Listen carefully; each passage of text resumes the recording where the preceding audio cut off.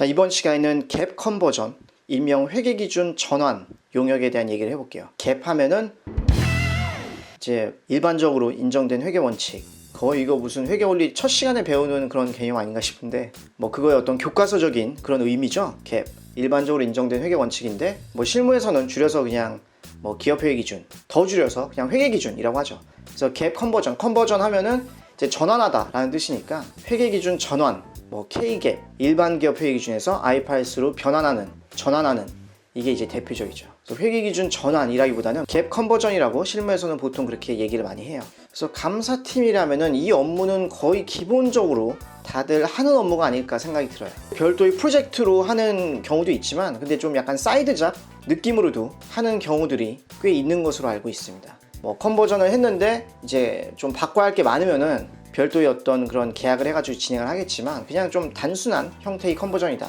라고 하면은 뭐 서비스 느낌으로 해줄 수도 있겠죠. 보다 어떤 뭐 큰 용역을 수임하기 위해서. 아무튼 이런 갭 컨버전이라는 업무가 회사 자체의 필요라든지 아니면 이제 뭐 외부 제출 목적으로 이런 회계 기준을 전환을 해야 할 때가 있어요. 실무에서 가장 흔한 케이스는 뭐냐면 이제 일명 K갭이라고 일반 기업 회계 기준이죠. 이거에 따라서 재무제표를 작성하던 회사가 있었는데 어떤 상장 회사가 그 회사의 주식을 취득해가지고 이제 종속기업으로 이제 편입이 된 거예요. 자회사가 된 거지. 그러면은 그 상장사랑 연결을 해야 되니까, 연결을 해서 재무제표를 끌어올려면은 그 자회사도 회계기준이 IFRS로 돼 있어야 되는, 이러다 보니까 일반 기업 회계기준에서 IFRS로 전환을 재무제표로 시켜줘야 된다. 그래서 이게 가장 좀 실무적으로 흔한 케이스인 것 같아요. 뭐 K갭에서 IFRS 전환 용역, 뭐 이런 식으로 명명이 되겠죠. 근데 이 외에도 IFRS에서 뭐 US갭, 뭐 미국 쪽에 상장이 돼 있다든지, 모 회사가 미국에 있어서 그쪽에 이제 재무제표를 전달해야 되는데 그쪽에서는 당연히 US갭으로 달라고 할 거예요. 그럴 때는 IFRS에서 뭐 US갭으로 전환을 한다, 이런 경우도 충분히 있을 수 있고, 아니면은 기존 IFRS에서 이제 새로운 IFRS 기준이 도입돼가지고 그거에 따라서 이제 회계기준 전환 용역을 하는, 지금 대표적인 게 IFRS 17 있죠? 보험 계약.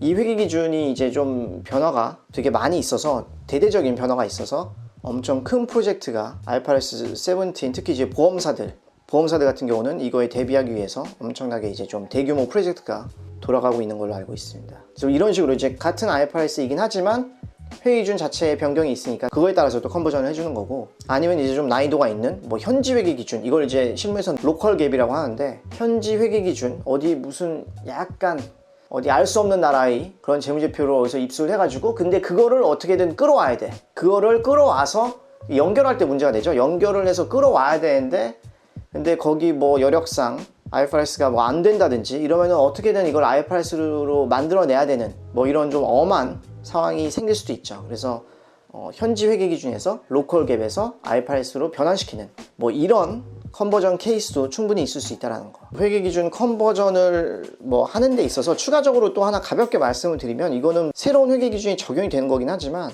뭐 결산을 아예 싸그리 다시 한다, 이런 개념이 아니라 기존에 있었던 재무제표가 있잖아요.